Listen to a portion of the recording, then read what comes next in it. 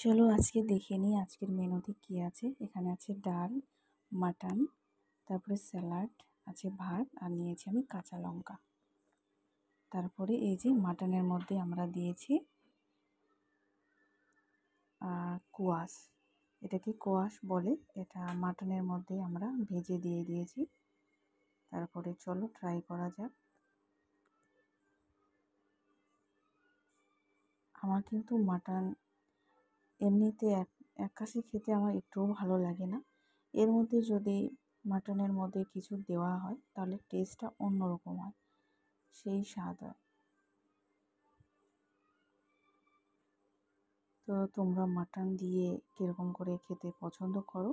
অবশ্য আলু দিলেও মাটন ভীষণ ভালো লাগে, কিন্তু আমরা আজকে কোয়াশ দিয়েছি, কারণ কোয়াশটাও বেশ ভালোই লাগে মোটামুটি।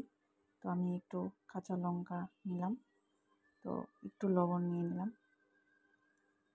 তারপরে আজকের কোয়াশটা একটু কম সেদ্ধ হয়েছে, কারণ এরকমই আমার বেশি ভালো লাগে।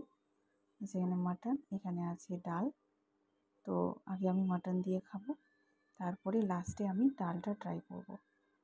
তো চলো খাওয়া যাক। ভীষণ টেস্ট হয়েছে, ভীষণ টেস্ট হয়েছে। মাটনটা এইভাবে গ্রেভি গ্রেভি করে আজকে বানিয়েছি, তো খেতে ভীষণ সুস্বাদু হয়েছে। আর আমার মাটন এতটাই পরিমাণে পছন্দ যে বলার মতো নেই। এই যে দেখতে পাচ্ছ, এটা একটু চর্বি, এটা আমার ভীষণ ভালো লাগে এরকম চর্বিগুলো খেতে। তারপরে মাংসের মধ্যে একটু কাটা থাকবে, এরকমও পিসগুলো আমার ভীষণ ভালো লাগে। আর এটা হলো মাংসের মধ্যে দেওয়া কোয়াশ বলে, যেটা আমরা তেলের মধ্যে ভেজে দিয়েছি, একটু অল্প সেদ্ধ করেছি। তারপরে স্যালাড দিয়ে এরকম করে এক ফ্রাইড খাওয়া যাক ভালো করে।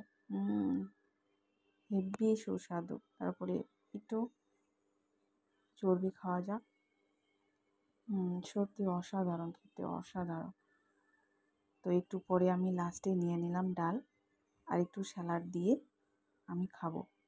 তো এটাও ফ্রাইটা ভীষণ ভালো ছিল, ডাল দিয়ে মাংস দিয়ে খেতে অন্যরকম সুস্বাদু।